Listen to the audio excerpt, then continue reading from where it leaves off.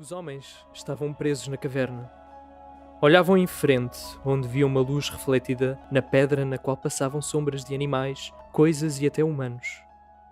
Um dia, um dos seres humanos liberta-se e consegue sair da caverna.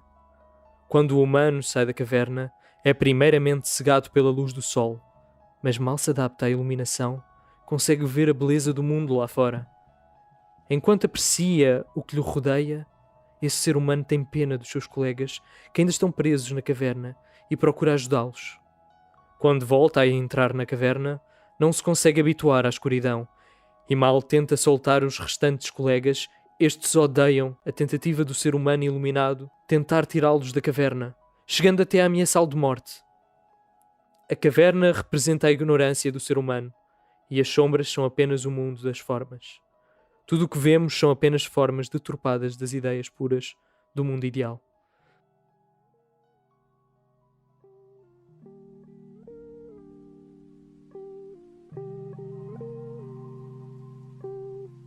O que é que tu achas que é isto da caverna? Tu achas que existe mesmo? E se existe, é algo de bom, mau, necessário, alguma utilidade para nós?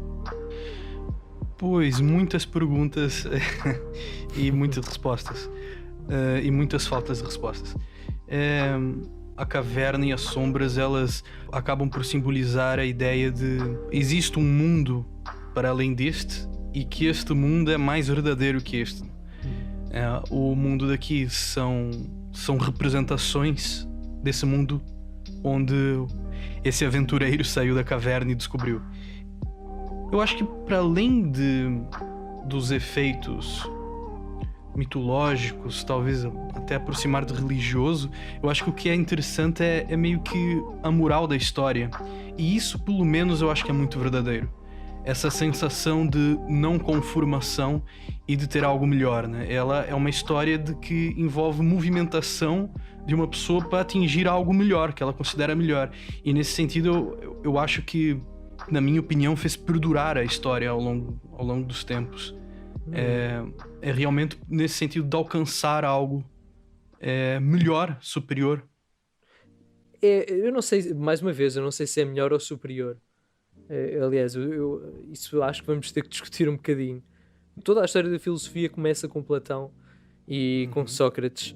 E é engraçado que a primeira coisa que tu pensas na filosofia é esta ideia do transcendente, de que existe um mundo e uma realidade para além da nossa. E eu acho que isso é uma coisa que se calhar começa logo por contaminar toda a filosofia que vem depois e também ao mesmo tempo coloca uma grande dúvida. O que é então este transcendente? Alguns acho que quiseram dar uma resposta transcendente como a religião, que Deus é transcendente. Outros quiseram até atribuir a moral com a sua própria transcendência. Mas realmente começa logo aqui uma questão que abre as portas para toda a filosofia que se percorre durante vários séculos, 21 séculos.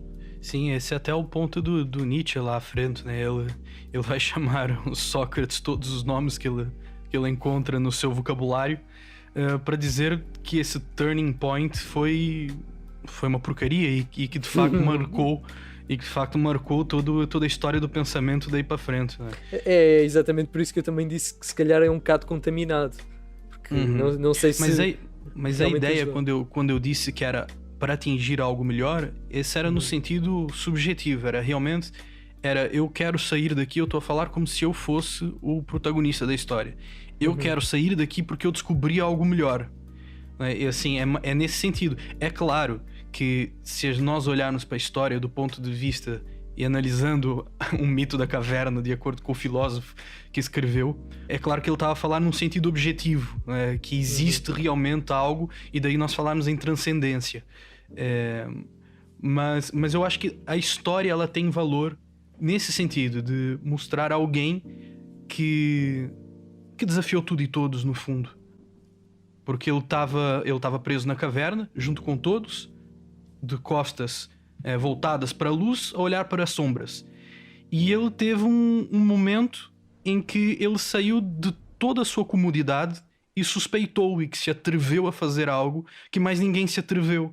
Que é meio que o momento da nascença da filosofia, sabes? Que é, ele olha para aquilo e pensa, por que isto? E se não for assim? Basicamente. E, enfim, a história continua e demonstra que ele tem razão. Mas esse momento, ele é o nascimento da filosofia. O momento em que ele pergunta-se a respeito da sua realidade. Eu realmente acho, e quando também estava a estudar isto no 10º ano, acho algo inspirador e acho que é um excelente início para a filosofia. Mas ao mesmo tempo eu acho que tem que pensar e concordar com Nietzsche, porque até que ponto é que a própria filosofia não parece um bocadinho perdida da realidade, afastada demasiado, e pois. isto perde não só o interesse para quem vive na sociedade, como ver a utilidade disto e de ver para além da caverna. Bom, basta nós vermos o estereótipo que os filósofos têm, né, na modernidade.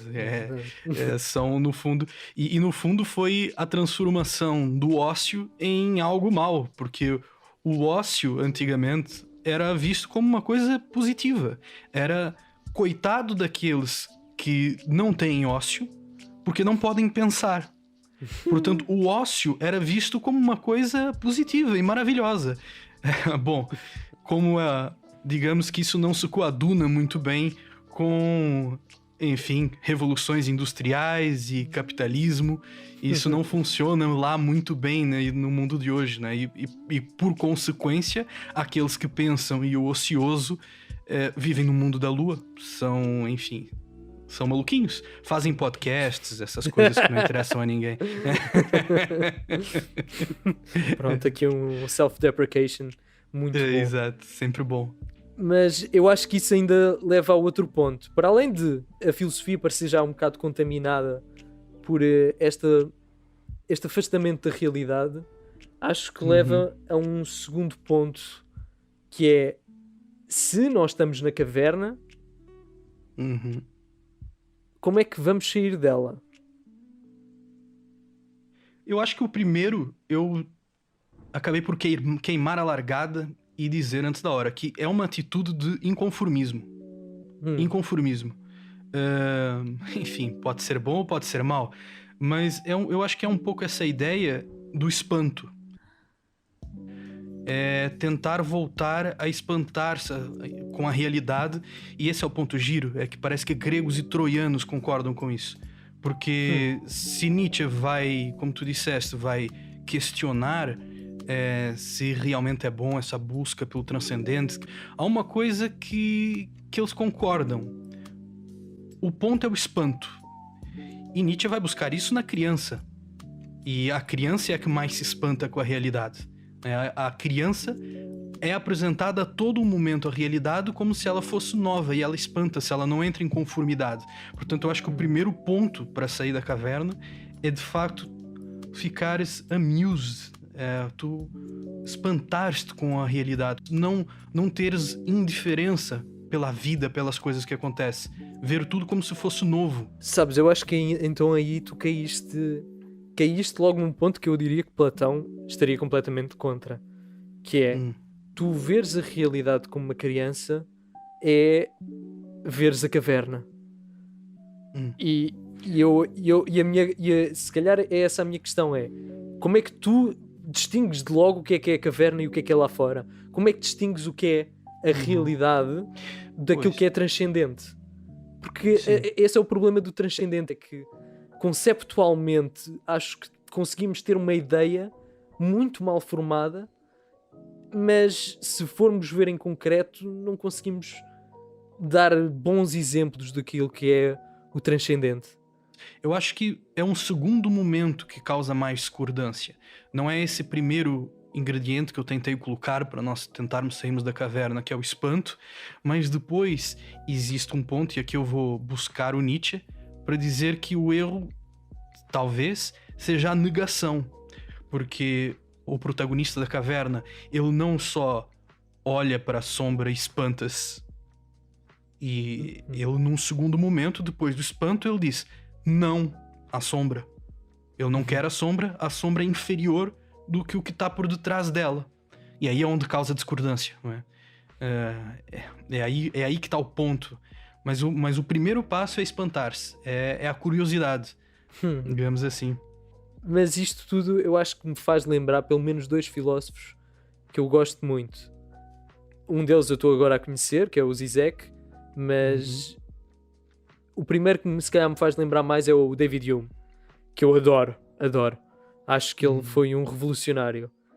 E é engraçado porque ele ele centraria toda esta discussão na indução e na experiência. O que é que eu quero dizer com isto? O objetivo do transcendente é ajudar-te a explicar a realidade. Pelo menos é esta a forma que eu tenho de ver. Que é só assim é que tu consegues dar sentido a tudo. Só assim é que consegues obter conhecimento.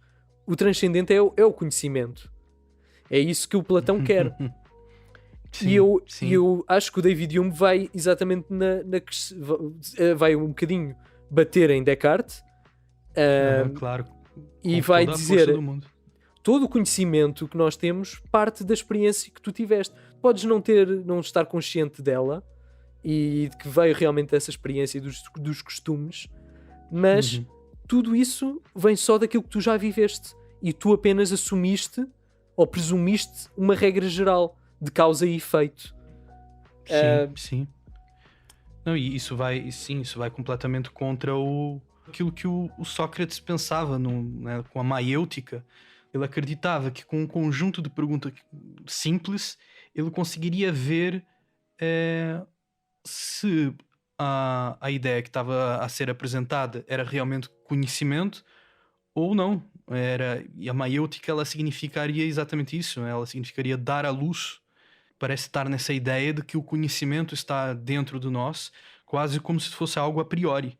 Porque ao fazer essas determinadas perguntas, a pessoa refletia com algo que parece que está no seu âmago e realmente via se a ideia era válida ou não. Exatamente. Eu acho que concordo um bocadinho mais com o David Hume de que não há esse conhecimento a priori. Acho que não vem nada de assim tão de dentro e transcendente, mas se calhar sou eu que tento às vezes ser um bocadinho mais realista. Eu também tendo a acreditar que não.